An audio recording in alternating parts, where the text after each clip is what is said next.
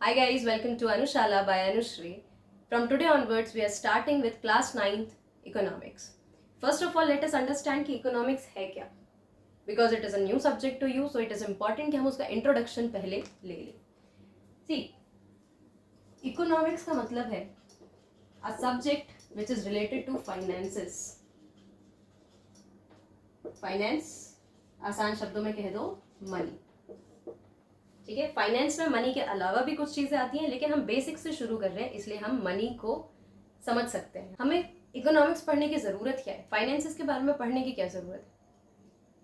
क्योंकि without money survival is not possible, है ना. अगर आपको एक बेटर स्टैंडर्ड ऑफ लिविंग चाहिए है तो उसके लिए आपको मनी की जरूरत पड़ेगी, बिकॉज सारे रिसोर्सेस हमें पैसे से ही मिलेंगे, है ना. हमें सारे रिसोर्सेस को खरीदना पड़ेगा, या तो बनाना पड़ेगा या तो फिर खरीदना पड़ेगा. For that money is important. Money कैसे आएगा? मनी आएगा इकोनॉमिकल एक्टिविटीज से, है ना. इकोनॉमिकल एक्टिविटीज क्या होंगी? जिनसे हम मनी कमा सकते हैं. चलो, इकोनॉमिकल एक्टिविटीज को देखते हैं. ऐसी एक्टिविटीज जिनके थ्रू आप मनी अर्न कर सकते हो. There are 3 types of economical activities: primary, secondary and tertiary. ये बहुत ही बेसिक है. 8th स्टैंडर्ड में इसका इंट्रोडक्शन दिया है इन ज्योग्राफी. क्यों? क्योंकि वहां पर हमने इकोनॉमिकल एक्टिविटीज किस कंसेप्ट में पढ़ा था? एग्रीकल्चर में. ठीक है, यहाँ देखते हैं. इकोनॉमिकल एक्टिविटीज 3 टाइप की होती है: primary, secondary and tertiary. Primary activities are concern with either production or extraction. Secondary activities are concerned with manufacturing, and tertiary activities are concerned with services. देखो, इकोनॉमिकल एक्टिविटीज को 3 हिस्सों में divide किया गया है: primary, secondary, tertiary. Primary economical activities वो होंगी जो सबसे इनिशियल लेवल पर कुछ प्रोड्यूस कर रही हैं या फिर एक्सट्रैक्ट कर रही हैं. प्रोड्यूस करने का मतलब क्या है? हम नेचर से कुछ रॉ मटेरियल्स लेंगे या नेचर की कुछ रिसोर्सेज को यूज करेंगे और कुछ बनाएंगे, कुछ प्रोड्यूस करेंगे, है ना. जैसे कि एग्रीकल्चर. प्रोडक्शन में सबसे ज्यादा इंपॉर्टेंट कौन है? एग्रीकल्चर. एग्रीकल्चर में हम कौन से नेचुरल रिसोर्सेज यूज कर रहे हैं? Land, water, sunlight, soil, nutrients. ये सब कुछ कहाँ से यूज कर रहे हैं? हम बाय नेचर. और हम उसका एक प्रॉपर सिस्टम अरेंज करके कुछ क्रॉप्स को ग्रो कर रहे हैं, तो हम उसको बोल रहे हैं production. So agriculture will come under the primary activity, that too under production. Extraction क्यों आया? अर्थ में बहुत सारे ऐसे रिसोर्सेज हैं, बहुत सारे ऐसे मिनरल्स हैं जिनका हम यूज करके कुछ बना सकते हैं, लेकिन कुछ बनाने के लिए हमें उनको अर्थ से निकालना पड़ेगा. अर्थ से निकालना है तो उस प्रोसेस को बोलेंगे एक्सट्रैक्शन. उस प्रोसेस को बोलेंगे एक्सट्रैक्शन, राइट. जैसे कि हमें अर्थ के अंदर से गोल्ड निकालना है, तो अर्थ के अंदर गोल्ड ऐसा तो नहीं है कि सोने के गहने बने होंगे, रखे होंगे अर्थ के अंदर, गड्ढा खोदो सोने के गहने निकालो. नहीं, अर्थ के अंदर जो गोल्ड है वो कैसे प्रेजेंट है? In the form of ores. Ores क्या है? पत्थरों में, हमें रॉक्स में मिलते हैं सारे मिनरल्स और मेटल्स. ठीक है, तो पत्थरों में जो जुड़ा हुआ है सोना, वो खुद भी एक रॉक फॉर्म में ही है ना. जब वो उससे जुड़ा हुआ है तो हम उसको निकालेंगे, फिर उसको ओर से अलग करेंगे, मतलब एक्सट्रैक्ट करना, जमीन के अंदर से निकालना, उसको ओर से अलग करना, फिर उसको साफ करना, है ना. उसको थोड़ा प्योरीफाई करेंगे और फिर उसके बाद कहीं जाकर हम गोल्ड को यूज कर सकते हैं. So this comes under the extractions. Generally minerals और मेटल्स को हम इसमें एक्सट्रैक्ट करते हैं. तो ये हो गई आपकी प्राइमरी एक्टिविटी. अब जो टर्शियरी एक्टिविटी है ये डिपेंड करेगी प्राइमरी एक्टिविटी पर. मतलब मैन्युफैक्चरिंग का मतलब क्या है? जब हम इंडस्ट्रीज या फिर फैक्ट्रीज में रॉ मटेरियल्स को यूज करके और भी अदर रिसोर्सेज को यूज करके क्या कर रहे हैं? कुछ फिनिश्ड प्रोडक्ट बना रहे हैं. उस प्रोसेस को बोलेंगे मैन्युफैक्चरिंग, राइट. जैसे कि हमने यहाँ पर एग्रीकल्चर की मदद से वीट ग्रो किया, वीट कल्टीवेट किया, और वीट कल्टीवेट करने के बाद अगर हम उस वीट से ब्रेड को मैन्युफैक्चर कर रहे हैं, इसका मतलब हम सेकेंडरी एक्टिविटी पर जंप कर रहे हैं। वीट ग्रो करना will be the primary activity, लेकिन उसको कन्वर्ट करना एक ब्रेड जैसे फिनिश्ड गुड में, that will come under secondary activity. Then tertiary activities क्या है? Tertiary activities are those economical activities जिनसे पैसा तो जनरेट हो रहा है, लेकिन उनका मेन एम क्या है? प्राइमरी और सेकेंडरी एक्टिविटी को सपोर्ट देना। प्राइमरी और सेकेंडरी एक्टिविटीज को सपोर्ट देना। कैसा सपोर्ट? इसके लिए देखना पड़ेगा कि कौन सी सर्विसेज आएंगी टर्शरी एक्टिविटी में। देख लेते हैं। ट्रांसपोर्टेशन, बैंकिंग, इसी में इंश्योरेंस भी गिन लेते हैं। Then advertisement, shopkeeping etcetera. बहुत सारी ऐसी दूसरी सर्विसेज हैं। देखो, प्राइमरी एक्टिविटी और सेकेंडरी एक्टिविटीज, इनका काम है प्रोडक्शन करना। प्राइमरी एक्टिविटी प्रोडक्शन कर रही है, एक्सट्रैक्शन कर रही है, सेकेंडरी एक्टिविटी मैन्युफैक्चरिंग कर रही है। लेकिन अगर इसमें बने हुए सामान को आप सही जगह पर, सही मार्केट में पहुंचा नहीं पाओगे, तो क्या ग्रो करने का कोई मतलब है? क्या मनी आप अर्न कर पाएंगे? नहीं। तो transportation is important, market is important, है ना। बैंकिंग एंड इंश्योरेंस अलग सेक्टर है, थोड़े समय बाद देखेंगे इसको, है ना, क्योंकि थोड़ा सा डिटेल्ड है, इसमें नहीं जाना चाहिए। बैंकिंग का इतना सा काम आप समझ लें कि इन दोनों सेक्टर्स को, प्राइमरी और सेकेंडरी एक्टिविटीज में, बहुत सारे ऐसे मैन्युफैक्चरर्स होंगे, बहुत सारे ऐसे फार्मर्स होंगे जिनके पास इनफ इनपुट के लिए मनी नहीं है ना, जिनको जो कैपिटल लगाना है, जो पैसा अपने प्रोडक्शन में, जो खेती में लगाना है, वो उनके पास नहीं होगा। तो उनको रेंट लेना पड़ेगा, मतलब सॉरी, उनको लोन लेना पड़ेगा किसी से, है ना। तो लोन या तो वो बड़े मनी लेंडर से ले सकते हैं, लैंड ओनर से ले सकते हैं, या तो फिर बैंक से ले सकते हैं। बैंक से लोन लेना इज मोर रेलिवेंट, है ना। और इंश्योरेंस क्या है? मिस हैपनिंग से बचने के लिए, एक रिकवर लेने के लिए हम इंश्योरेंस का यूज करते हैं। Then advertisement. एडवर्टाइजमेंट कैसे एक टर्शरी एक्टिविटी, कैसे इन दोनों को अफेक्ट करेगी? मार्केट में अगर एक नई चॉकलेट आती है, हमें कैसे पता चलता है उसके बारे में? मैन्युफैक्चरर तो घर जाके बताएगा नहीं कि हमने ये प्रोड्यूस किया है, हमने ये प्रोड्यूस किया है, नहीं। We will be knowing it through advertisements. अब एडवर्टाइजमेंट या तो टीवीज में हो सकती है, या तो ऑनलाइन प्लेटफॉर्म्स पर हो सकती है, न्यूज़पेपर्स में हो सकती है, रेडियोज में हो सकती है, राइट। Then shopkeeping. शॉपकीपिंग यानी एक तरीके से मार्केट प्रोवाइड कर रहे हैं।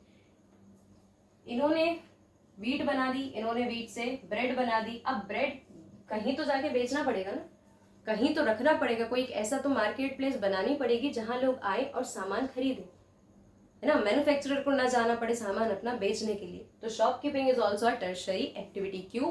क्योंकि इसमें ना तो कुछ प्रोड्यूस हो रहा है और ना ही कुछ मैन्युफैक्चरिंग हो रही है। That is why it comes under the tertiary activity. So I hope ये तो समझ में आया होगा। नहीं समझ में आया तो एक बार और दोबारा से बैक करके आप देख सकते हैं वीडियो को। अदरवाइज थोड़ा और डिटेल में जाएंगे तो ये चीजें समझ में आएंगी। अब यहाँ पर इकोनॉमिकल एक्टिविटीज है, तो मतलब तीनों का मोटिव है पैसा अर्न करना। प्राइमरी एक्टिविटी की मदद से जो फार्मर्स हैं, जो पीजेंट्स हैं, वो एग्रीकल्चर करके पैसा अर्न कर रहे हैं। बाकी लोग जो हैं वो एक्सट्रैक्शन करके पैसा अर्न कर रहे हैं। मैन्युफैक्चरर्स यहाँ पर कुछ ना कुछ प्रोड्यूस कर रहे हैं तो पैसा अर्न कर रहे हैं। और ये जो टर्शरी एक्टिविटीज जो सपोर्ट पहुंचा रही हैं, ये भी पैसा अर्न कर रही है। ट्रांसपोर्टेशन करने के लिए जो ट्रक ड्राइवर होगा, है ना, या जो टैक्सी ड्राइवर होगा, जो भी है जिसकी वजह से आप ट्रांसपोर्ट कर रहे हो, वो फ्री में तो नहीं करेगा, है ना, कुछ मनी चार्ज करेगा। वो मनी चार्ज करेगा तो वो उससे पैसा अर्न कर सकता है। तो इकोनॉमिकल एक्टिविटीज जितनी भी हैं, या तो प्राइमरी होंगी, या तो सेकेंडरी होंगी, या तो टर्शरी होंगी। और आप कब सेग्रीगेट कर पाएंगे? जब आपको इनके बेसिक कंसेप्ट पता हो। So we have understood the concept of economical activities. हमने उसके टाइप्स भी देखे और कुछ एग्जाम्पल्स भी देख लिए। Now let us focus to the chapter the story of Palampur. यहाँ पे पालमपुर क्या है? Palampur is just an hypothetical village. Hypothetical का मतलब क्या है कि ये सिर्फ स्टोरी आपको समझाने के लिए बनाई गई है। पालमपुर नाम का कोई भी विलेज एग्जिस्ट नहीं करता है, that is not a real village. इस चैप्टर में आपको बताया जाएगा कि पालमपुर में कौन कौन सी फैसिलिटीज अवेलेबल है, कौन कौन से रिसोर्सेज हैं, किस तरीके से लोग वहां पर लाइवलीहुड अर्न कर रहे हैं, और आपको फैक्टर्स ऑफ प्रोडक्शन का एक बढ़िया नॉलेज दिया जाएगा। इकोनॉमिक्स का ये चैप्टर बहुत बेसिक है और इसको पढ़ने का सही तरीका ये है कि पालमपुर को सिर्फ साइड में रखा जाए, है ना, और जो बेसिक कंसेप्ट है उनको समझने की कोशिश की जाए। इवन आपके एग्जाम पॉइंट ऑफ व्यू से जो क्वेश्चंस आएंगे वो हो सकता है कि पालमपुर के बारे में कुछ छोटा सा एक दो कंसर्न टॉपिक पूछ लें आपसे, लेकिन उनका फोकस यही रहेगा कि आप कंसेप्ट को लिख पाए, कंसेप्ट को समझा पाए। Palampur first of all hypothetical village है। हाइपोथेटिकल विलेज है तो यहाँ पर एनसीईआरटी में इसको बहुत ही बढ़िया दिखाया गया, मतलब बहुत फैसिलिटीज है यहाँ पर। ये वेल कनेक्टेड विलेज है आसपास के टाउन्स और सिटीज से। यहाँ पर हॉस्पिटल्स हैं, यहाँ पर स्कूल्स हैं, primary and higher secondary schools भी यहाँ पर अवेलेबल हैं, प्राइवेट और गवर्नमेंट डिस्पेंसरीज भी हैं, ट्रांसपोर्टेशन के लिए प्रॉपर रोड्स भी हैं, और वाटर सप्लाई और इलेक्ट्रिसिटी सप्लाई भी पर्याप्त यहाँ पर है। क्यों है? अगर कोई रियल विलेज की कहानी लेते हो तो हो सकता है कि कहीं ना कहीं लैक करते, लेकिन हाइपोथेटिकल विलेज इसलिए लिया गया है ताकि आपको सारी फैसिलिटीज लेकर सही तरीके से समझाया जा सके। नाउ अब देखेंगे पालमपुर में जो आपको प्रोडक्शन से रिलेटेड कंसेप्ट समझाए गए हैं वो दो टाइप्स के समझाए गए, farm activities and non farm activities. Farm activities जो फार्मिंग से रिलेटेड है, नॉन फार्म एक्टिविटीज जो फार्मिंग से रिलेटेड नहीं है। ठीक है, इससे पहले एक और चीज देखेंगे, प्रोडक्शन के बारे में जब बोला गया, किसी भी चीज के प्रोडक्शन में कुछ इंपॉर्टेंट इनपुट्स लगते हैं जिनको हम बोलते हैं फैक्टर ऑफ प्रोडक्शन, जिनको हम क्या बोलते हैं? Factor of production. 4 factor of production आपको यहाँ पर देखने के लिए मिलेंगे। First one is land, then labour, then capital and entrepreneurship. इसको हम ह्यूमन कैपिटल भी बोल सकते हैं। अब देखते हैं सबसे पहले एक एक करके फैक्टर्स ऑफ प्रोडक्शन के बारे में, उनकी इंपॉर्टेंस के बारे में। देखो, किसी भी चीज का प्रोडक्शन करना है, एग्रीकल्चर से रिलेटेड हो या नहीं हो, मैन्युफैक्चरिंग से रिलेटेड हो तो भी क्या जरूरी है? जमीन का होना तो जरूरी है ना, लैंड का होना तो जरूरी है। हवा में या पानी में तो इंडस्ट्री नहीं लगा सकते, हवा में या पानी में तो एग्रीकल्चर नहीं कर सकते। That is why it is important कि लैंड वहां पर होना चाहिए। अब लैंड की ओनरशिप देखनी जरूरी है। ठीक है, लैंड पे क्या क्या डिपेंड कर रहा है? ओनरशिप, साइज, है ना, एंड यूसेज। ओनरशिप मतलब जो जमीन है, जो लैंड है जिस पे प्रोडक्शन होना है, जिस पर मैन्युफैक्चरिंग होनी है, उसकी ओनरशिप किसके पास है? अगर मैं एक फार्मर हूँ या अगर मैं एक मैन्युफैक्चरर हूँ और मेरे पास अपनी खुद की एक जमीन है, खुद की एक प्रॉपर्टी है जिस पर मैं आराम से उस काम को कर सकती हूँ, तो मुझे उसका रेंट नहीं देना पड़ रहा, राइट? और वो मेरे लिए एक प्रॉफिट साबित होगा। इवन अगर काम नहीं भी चलता है तो मुझे उस जमीन का नुकसान नहीं उठाना पड़ेगा, राइट? लेकिन अगर वो जमीन मेरी नहीं है तो, और अगर मुझे इंडस्ट्री लगानी है या अगर मुझे एग्रीकल्चर करना है तो मुझे किसी और से उस जमीन को रेंट पर लेना पड़ेगा। तो काम शुरू होने से पहले, पैसा अर्न करने से पहले मेरे पास एक खर्चा है। वो क्या कर, अगर वो लैंड मेरा खुद का नहीं है ना, तो उसका मुझे क्या देना पड़ेगा? रेंट।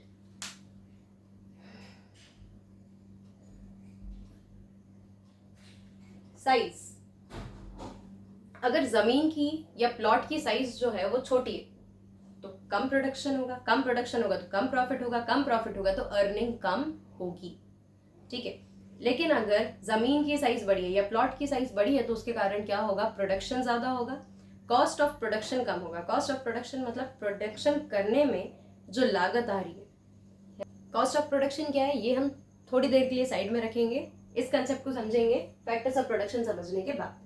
ठीक है, देन यूसेज, जो भी प्लॉट है, जो भी लैंड है, उसका किस तरीके से यूज हो रहा है ना। इट इज इंपॉर्टेंट कि लैंड का जुडिशियस यूज हम करें, मतलब सही यूज करें। If a land is fertile तो वहां पर आप एग्रीकल्चर करें, ज्यादा बेटर है, ना कि वहां पर इंडस्ट्री लगाएं, है ना। क्योंकि अगर उस जगह पर इंडस्ट्री लग जाती है तो वहाँ से जो पॉसिबल प्रोडक्शन था, वहाँ से जो पॉसिबल कल्टीवेशन था, वो कॉम्प्रोमाइज हो जाएगा। And supply of food grains is equally important.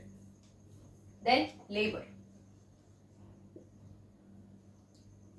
Land में एक और चीज देखते हैं कि अगर ओनरशिप खुद के पास है तो उससे क्या होगा, एक एसेट की तरह काम करेगा। एसेट मतलब ऐसी चीज जो हमेशा प्रोडक्शन में आपका खुद का रहेगा, तो आपको उस पर रेंट नहीं देना है ना, और वो आपके लिए वैल्यू हमेशा इंक्रीज करता रहेगा। Then labour. लेबर मतलब वर्कर्स, जिसकी मदद से आप काम करने वाले। प्रोडक्शन, मैन्युफैक्चरिंग, कोई भी चीज अगर बड़े लेवल पर हो रही है या इवन मीडियम लेवल पर भी हो रही है तो भी अकेले एक इंसान का सारा काम करना पॉसिबल नहीं। That is why we will need help, और हेल्प कौन करेगा, लेबर या फिर वर्कर्स।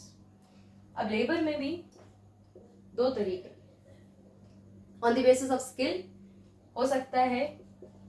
कुछ काम ऐसे होंगे जिसमें स्किल्ड वर्कर्स की जरूरत होगी और कुछ काम ऐसे होंगे जिसमें अनस्किल्ड वर्कर से भी काम चलाया जा सकता है, मतलब उनको थोड़ी बहुत ट्रेनिंग देकर कुछ उनसे काम कराया जा सकता है।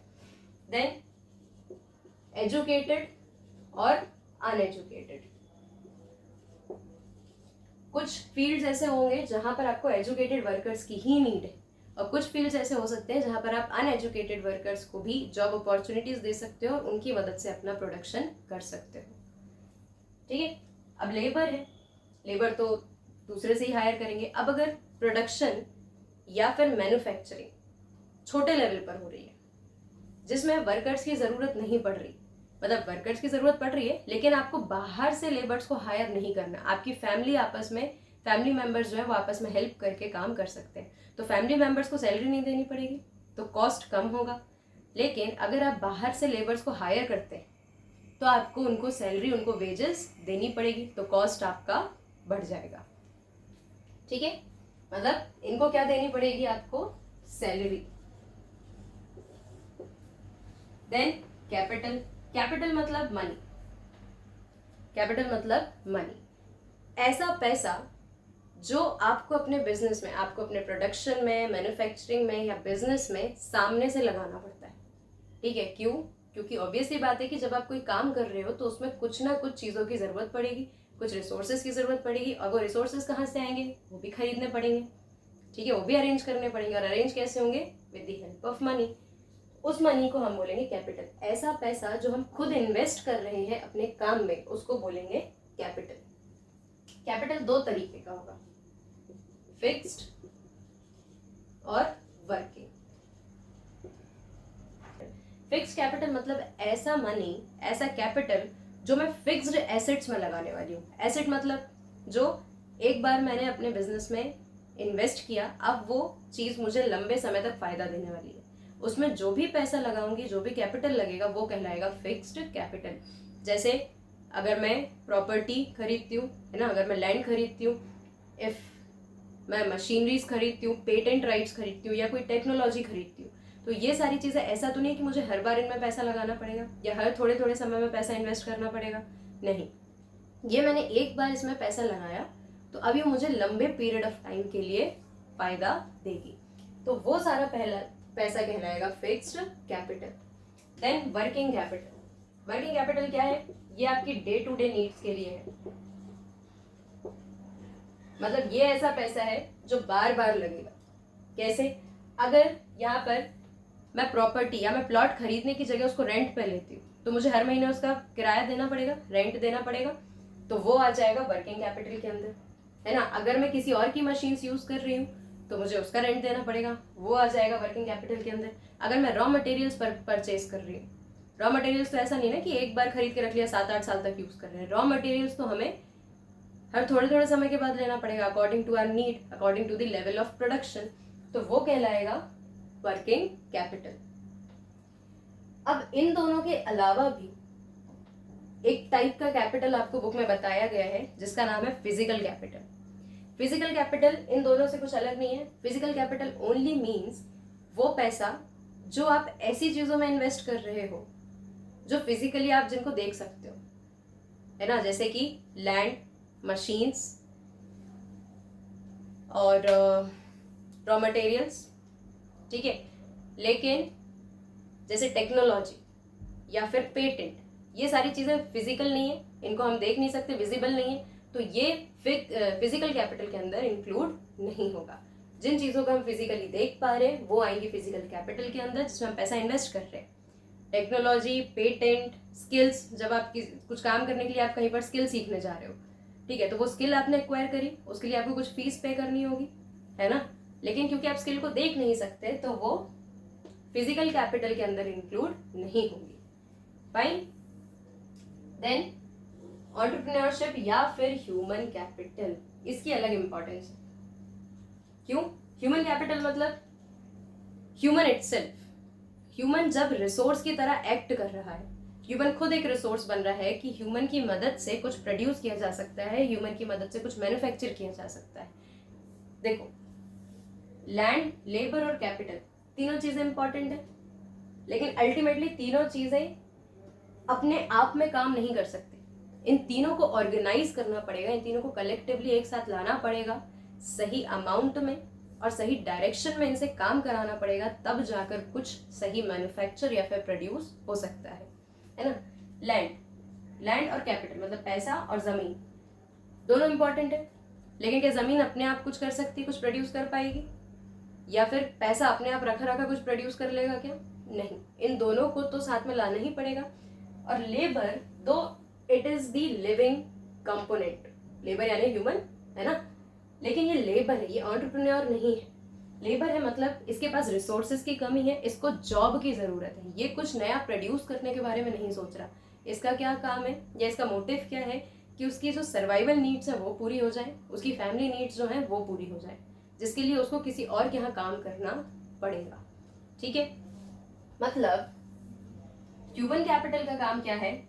सारे रिसोर्सेज को, सारे फैक्टर्स ऑफ प्रोडक्शन को कंबाइन करना, उनको ऑर्गेनाइज करना और इनकी मदद से कुछ मैन्युफैक्चर या फिर प्रोड्यूस करना जो इकोनॉमिकल एक्टिविटी कहलाने के लायक हो।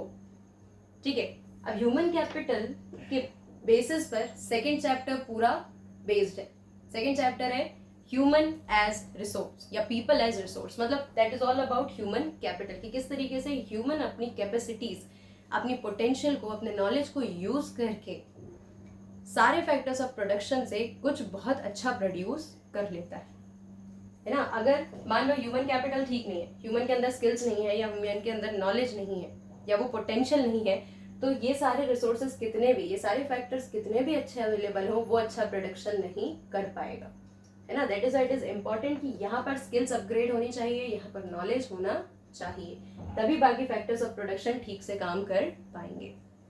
So this is all about factors of production. इस लेक्चर को यहीं रोकते हैं। नेक्स्ट लेक्चर में हम देखेंगे कॉस्ट ऑफ प्रोडक्शन क्या होती है।